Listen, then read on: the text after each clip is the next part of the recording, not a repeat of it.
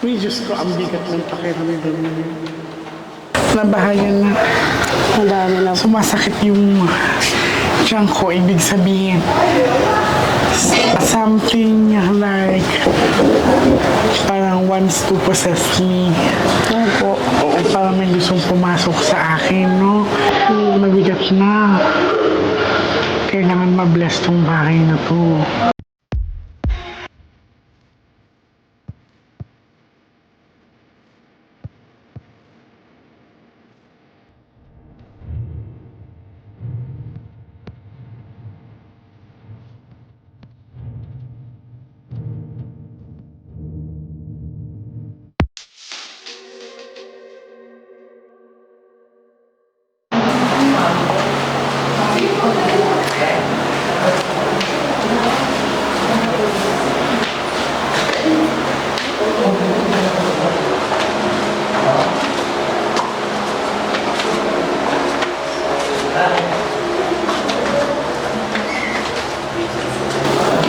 Kinabot na.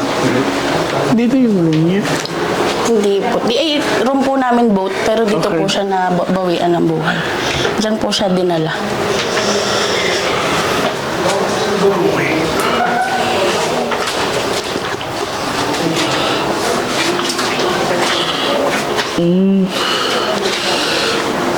Medyo mabigat na po Mag-flashlight yung kayo. pakiramdam kasi ilang taon na po ito na-abandon itong bahay na to after sa pangyayari sa pagkamatay ng family member. Samahan niyo ko.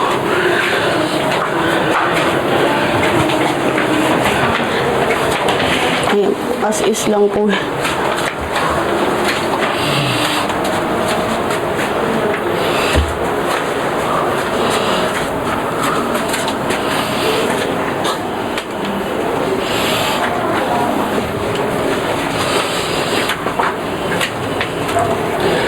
Sayang yung bahay.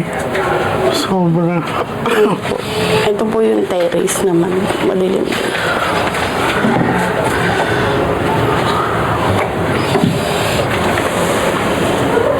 Nabahayan na.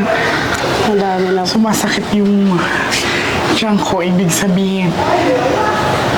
Something like parang wants to possess me. Ano po? Oo, parang may gustong pumasok sa akin, no? Mabigat na. Kailangan ma-bless tong bahay na to. Okay. Magre-reading tayo, ha? Reading na po. Sa baba. Nakakatakot nga po itong taas talaga yung mabigat. Nakakaano na siya. Mabigat na yung pakiramdam niya, ate. Kailangan malinis to. Kailangan itapon na yung mga bagay na hindian. Na ano po? Yung mga hindi kailangan, darling. Kailangan malinisan siya kahit papano. Pero bala ko po i-renovate na din. Tapon na po Pwede, lahat. oo. Pwede. Dapat matagal nung ginawa to. Ganito lang po. Ilang years na nga? Opo. Ilang years? 2013. 13 years. Oh my Kasi God. nga po, naaalala. Country. Yeah, I understand. So, siguro this is the right time na rin talaga na mag-start a new beginning. Opo. So, halika na. Ibig sabihin po kami dito mag-overnight ng friends ko. May napossess po. Kaya nga, something like, Dito po din galing. ha? Dito po nang Sa taas galing. din nanggaling. Kasi po, parang parang may sumisilip daw. Oh, Sensya na pumali ka po.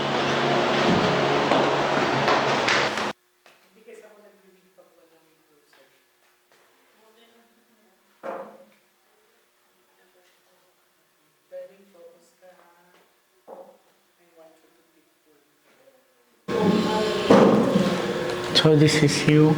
I'm hoping that this is a red card.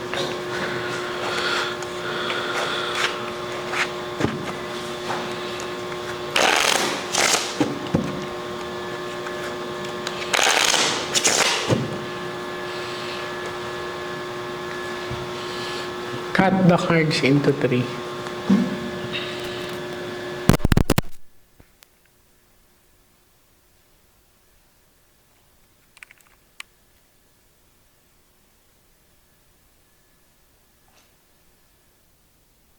cards of total lagay mo dito. So, ikaw to ha.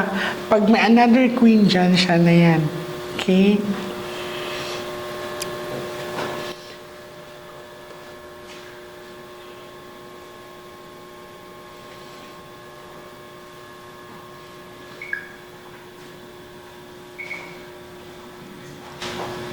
So, sa pagkaakyat ko kanina, nung chinek ko yung mga rooms, there is in one room na parang may hangin na gustong pumasok sa akin.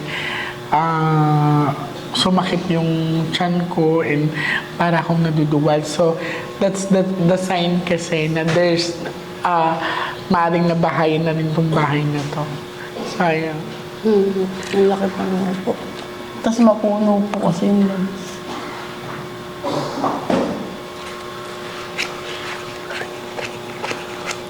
So, ikaw to. Sana pula. Okay, ikaw yan ha. Tignan mo. Consistent, diba? King. Okay. So, ang gumawa sa mother mo is kakilala lang. This is a sharp object. And dahil po daw sa Pera all. yeah. Consistent po ito sa selos at saka sa tinatawag na this is emotions kasi. So, ibig sabihin pala, hindi pagnanakaw ang pagpasok or paggawa sa mother mo.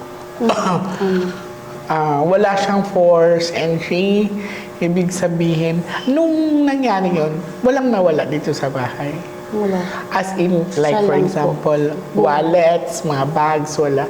So, confirming of the cards talaga, it's more of, this is a sharp object kasi. Yan. So, guy, nakakilala, and then sa pinapakita ng baraha, it's not the intention to robberize the, magnakaw sa bahay na to. Yan. So, it's, talaga, it's planned.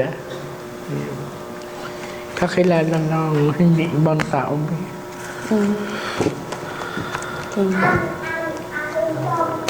Di ba ang tagal natin hindi nagkita, pero consistent ang Ang tagal na naulit ulit. cut the cards into. Ang galing.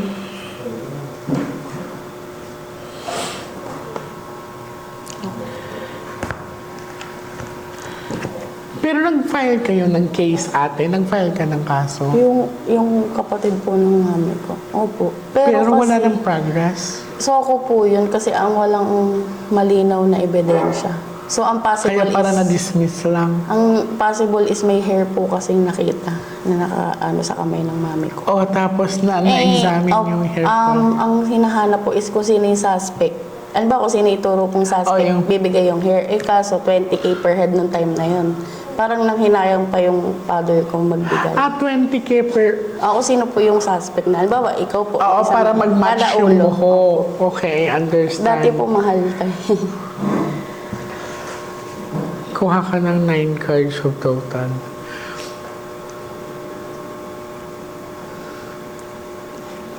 Pero something fishy na rin yun eh.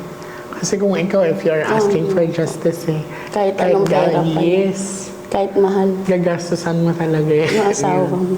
Kung ano man. So natakot kasi may hair and then there's a way to identify the suspect. So,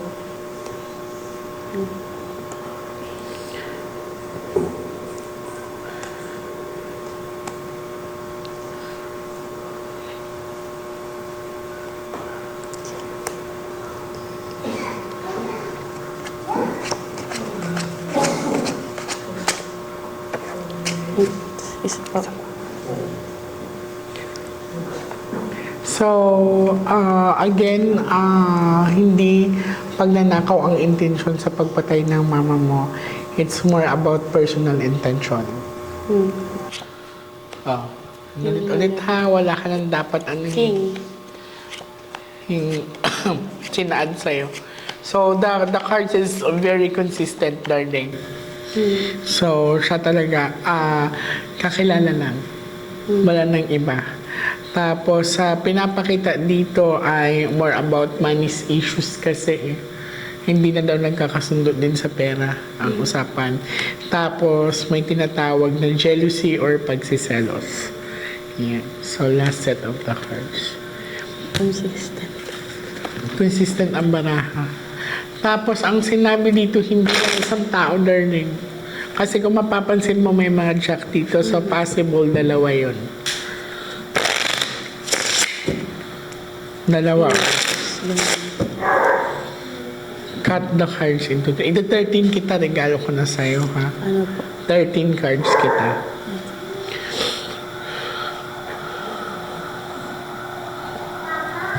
Basta kung mag-aayos ka nito, wag ngayong August, it's more about September na lang.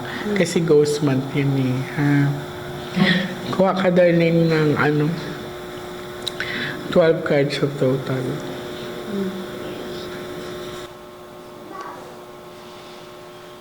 Buti nga hindi nabahayan to ng ahas ate, kasi di ba mapuno dyan. Oh, meron Meron? daw po. Lumabas sa kapitbahay. Oh my God.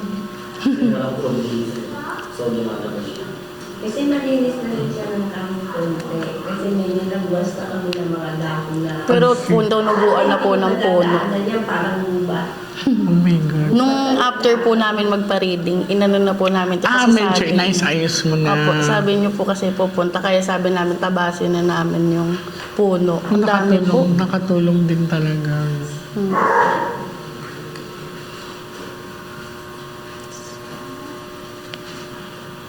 Parang- Parang pag-una, gubat, tapos may bahay pala dito. Oo.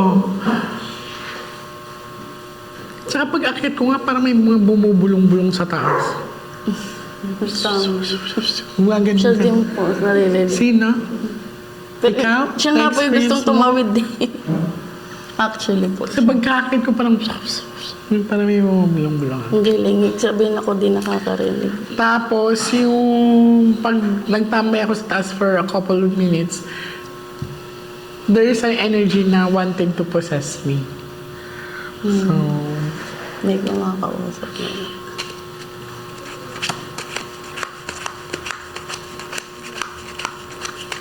huwag kayo magpadugo dito ha. Baka may mag-advise sa inyo na kailangan padugoan. No. Okay. Mag-alay lang ng fruits. Yun lang. Pag naayos nyo to lahat, let me know. Okay?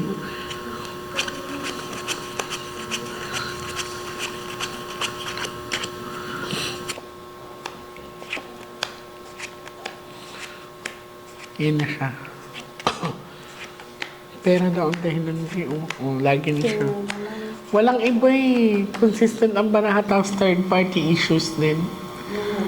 Yeah. Wala nang iba. Yun din po yung unang Ayan, hidden. Third party issues, tapos last 12 cards, last 13 cards. So, pwede natin iset to next week sa pagtawid. Or mag-message ka na lang kung meron na. Kailangan hindi mo puwersahin, kailangan kusa. Okay? Pero siya po ready na. Yung last time. Kailangan kuya, pag balik namin dito, ready ka talaga, nakatulog ka na makaayos, nakapagpahinga ka kasi depende pa rin sa katawan mo kung kakayanin mo yun. Cut the cards into 3. Pero pag-uusapan pa po kasi meron palang Oo. sabi niyo po. Hindi lang siya basta gagawin mo lang. No. Hindi na magiging. Mararamdaman na pala siya. Kuha ka ng last 13 cards.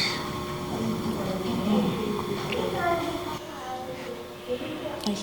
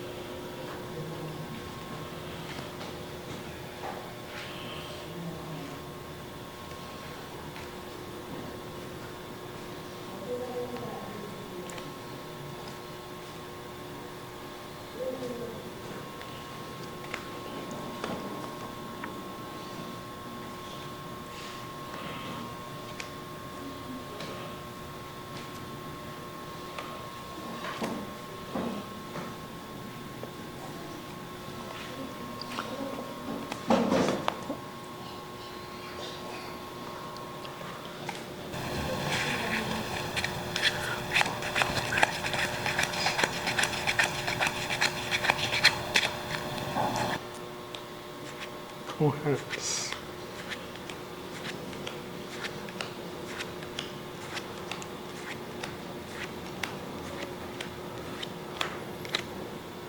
Okay. So, according sa baraha, kahit pa paano darling, puro heart naman to. Yun. Magaan na. So, hindi lumabas ang bad luck card tsaka yung ace of hearts. So, pinapayagan tayo makatawid. So, magsabi ka na lang sa kanya, ha?